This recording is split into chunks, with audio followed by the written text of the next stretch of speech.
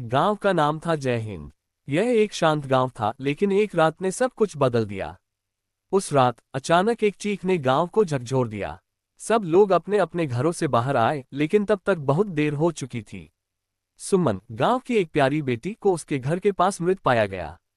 गांव के मुखिया रामनिवास ने तुरंत पुलिस को बुलाया। सब लोग सुमन के हत्यारे को ढूंढने के लिए चिंतित थे। पुलिस इंस्पेक्टर राघव ने जांच शुरू की।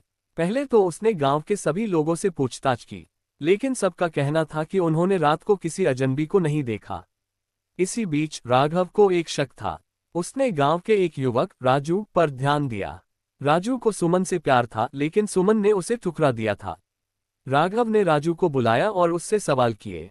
राजू के चेहरे पर डर था, लेकिन उसने जोर देकर कहा कि वह निर्दोष है। जांच आगे बढ़ी और राघव ने गांव के पास के जंगल में कुछ संदिग्ध सामान पाया। वहां एक खून से सना हुआ चाकू मिला। राघव ने तुरंत राजू को फिर से बुलाया और चाकू दिखाया। राजू ने कहा, यह मेरा नहीं है, मैंने सुमन को कभी नुकसान नहीं पहुंचाया। लेकिन राघव ने उसकी बात पर विश्वास नहीं किया। वह राजू को गिरफ्तार कर ले गया। गांव में डर का माहौल था। लोग चर्चा करने लगे कि क्या राजू सच में निर्दोष है या नहीं। जांच के दौरान राघव को पता चला कि सुमन की एक और करीबी दोस्त राधिका थी। उसने राधिका से भी पूछताछ की। राधिका ने बताया कि सुमन ने हाल ही में एक अज्ञात नंबर से धमकी भरे मैसेज प्राप्त किए थे। ये सुनकर राघव का शक और बढ़ गया। राघव ने उस नंबर की जांच की और पाया कि वह गांव के एक बुजुर्ग बाबूजी का था। बाबूजी ने बताया कि उन्होंने सुमन को चेतावनी दी थी कि वह राजू से दूर रहे, लेकिन उनकी बातों को किसी ने गंभीरता से नहीं लिया।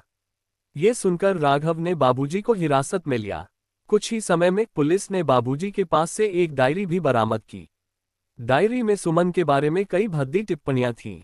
राघव ने ये जान लिया कि बाबूजी को सुमन से प्यार था और वह उसे राजू से बचाना चाहता था।